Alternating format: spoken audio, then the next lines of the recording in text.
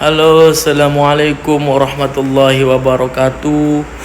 Perkenalkan, nama saya Muhammad Riki Saputra dengan nomor NIM 22301024. Saya mahasiswa setia khas Al Jailani semester 4. Di sini saya akan menjelaskan tentang potensi ekonomi kreatif. Baik guys, bahwa materi ini disusun untuk memenuhi tugas ujian akhir semester. Di sini saya akan membahas tentang potensi ekonomi kreatif. Di sini itu ada perkembangan ekonomi kreatif Indonesia sepanjang sejarah. Terus ada memahami ekonomi kreatif dan ruang lingkupnya. Next. Bahwa materi potensi ekonomi kreatif ini diambil dari buku ekonomi kreatif, guys. Berdasarkan buku ekonomi kreatif karya Sri Hardianti Sartika dan kawan-kawannya pada tahun 2022, bahwa perkembangan ekonomi kreatif di Indonesia telah melalui sejumlah tahapan-tahapan penting. Nah, pada tahun 2025, Presiden Susilo Bambang Yudhoyono menyampaikan pentingnya sektor ekonomi yang berbasis kreativitas dan kerajinan sebagai kekuatan ekonomi bangsa. Terus pada tahun 2006, Menteri Perdagangan RI Dr. Mare LK Pangestu meluncurkan program Indonesia Design Power untuk meningkatkan daya saing produk Indonesia di pasar domestik maupun internasional, sekaligus membuka ruang bagi industri kreatif. Pada tahun 2007 sampai 2008 diadakan Pekan Produk Budaya Indonesia dengan tema Bunga Rampai Produk Budaya Indonesia untuk Dunia. Terus pada tahun 2008 juga diterbitkan buku pemetaan pertama tentang potensi dan sektor industri kreatif di Indonesia. Terus pada tahun 2009 terbitnya Inpres nomor 6 tahun 2009 yang mencanangkan Tahun Indonesia Kreatif. Pada tahun yang sama diselenggarakan pameran Virus Kreatif dan pameran Pangan Nusa sebagai upaya memperkenalkan produk ekonomi kreatif.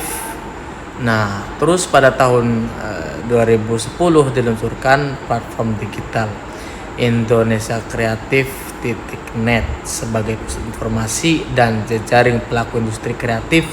Juga mulai dilakukan sosialisasi dari pusat ke daerah mengenai pentingnya data pelaku industri kreatif, rencana pengembangan industri kreatif nasional 2025. Disusun cetak biru blueprint pengembangan sektor kreatif mencakup 14 sektor awal dengan periode fokus tahun 2009 sampai 2014. Pada 7 sektor prioritas arsitektur, fashion, kerajinan, periklanan, komputer dan piranti lunak, permainan interaktif, dan riset dan pengembangan.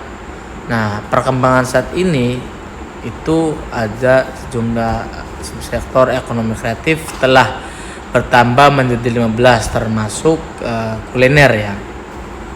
Pemetaan sektor dilakukan berdasarkan KBLI, data BPS, komunitas kreatif serta lembaga pendidikan. Oke guys. Bahwa ekonomi kreatif dalam buku ini dapat kita pahami ini sebagai kegiatan ekonomi berbasis ide, kreativitas dan pengetahuan yang memiliki nilai tambah secara ekonomi sosial dan budaya.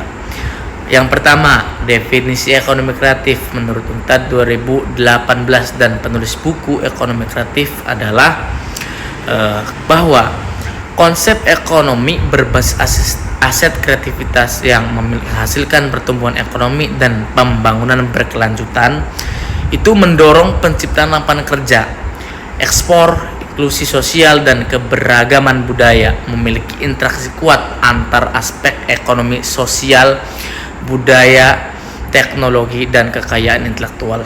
Yang kedua, ruang lingkup ekonomi kreatif terdiri dari berbagai sektor industri kreatif yang mencakup periklanan, arsitektur, seni dan kerajinan, desain grafis, interior produk, fashion, film animasi dan video musik, fotografi, seni pertunjukan penerbitan dan perangkat lunak dan permainan interaktif, TV dan radio, kuliner, aplikasi digital, riset, pengembangan. Nah, industri-industri ini didasarkan pada kreativitas sebagai sumber daya utama dan nilai komersial maupun budaya sebagai hasilnya gitu, teman-teman. Kesimpulannya bahwa ekonomi kreatif di Indonesia itu berkembang melalui dukungan kebijakan sejak dari tahun 2005 hingga kini menjadi sektor strategis dengan 15 subsektor utama. Ekonomi ini berbasis kreativitas dan ide dengan potensi kuat dalam mendorong pertumbuhan ekonomi nasional, penciptaan lapangan kerja, dan penguatan identitas budaya bangsa. Kurang lebihnya mohon maaf.